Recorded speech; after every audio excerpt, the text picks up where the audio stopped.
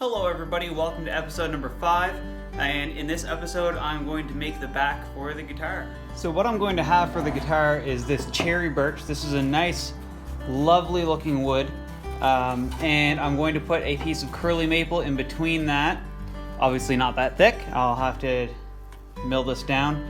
And in between the curly maple and the cherry birch on both sides, I'm going to have a little strip of cherry birch and then a little strip of curly maple. So it'll have a nice little contrasting line going up and down the back. And I'll do the same thing for the end graft.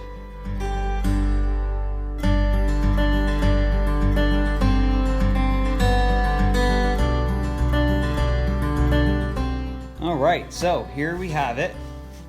This is the back of the guitar, and everything's milled out. I even have these little tiny strips, like I was saying, of curly maple and cherry birch. Now I know you're not going to hardly see the curly in the back, but I wanted it to be the same wood as this, so it is the same piece of wood as this. So my next step is going to be gluing this all together. I have the book match sides down, and I'm going to use some go bars and glue, and also put in some wedges on the sides to some pieces of wood that I will put in right now.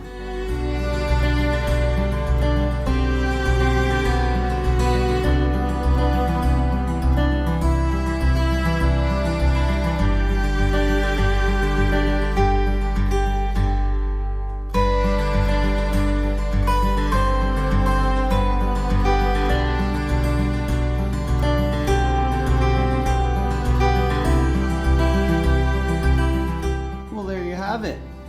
Got the pieces all pressed down with the go bars and the wedges hammered in, whatever you want to call it, and yeah, that should be great. Alright, let's take a look at this and see what it looks like. It's been sitting there for a while, so this should be dry now. This has been drying for long enough that the glue should be dry, so I'm going to take it out and thickness sand it.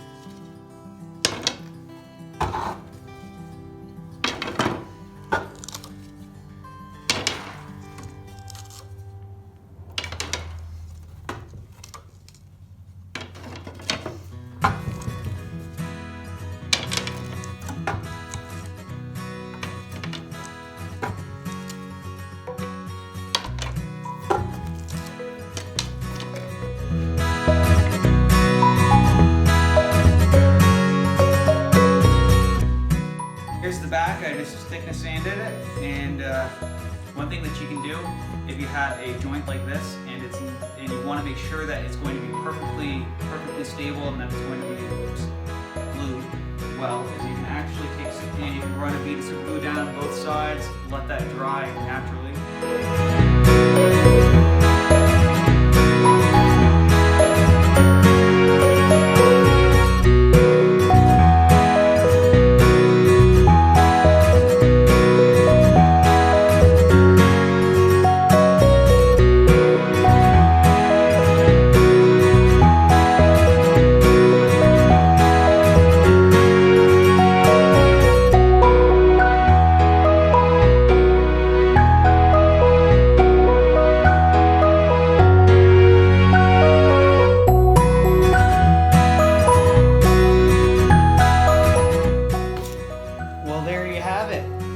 Here's the back all cut out. I did the center line and traced it all out with the mold and cut it on my scroll saw. I should have set that up. I've had this scroll saw for years. I should have set it up before I did the braces for the top and just used it. It would have been a whole lot easier. But I didn't. Oh well. Next up is the braces.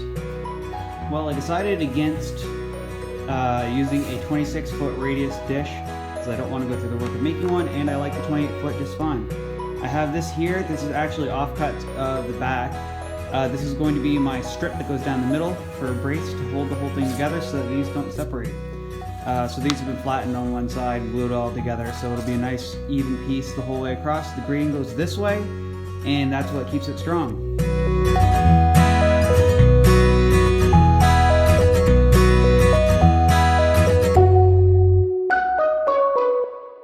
I think this is looking quite nice. I'll let this dry overnight, and then I'll be able to clean that all up tomorrow and put the other braces on. Well, not tomorrow, but whenever I do. You're wondering why I put such a wide strip on the back. Normally guitars don't have as wide of a strip as that, but they also don't normally have as wide of a back strip, whatever you'd call it, for that piece of curly maple that I put in there.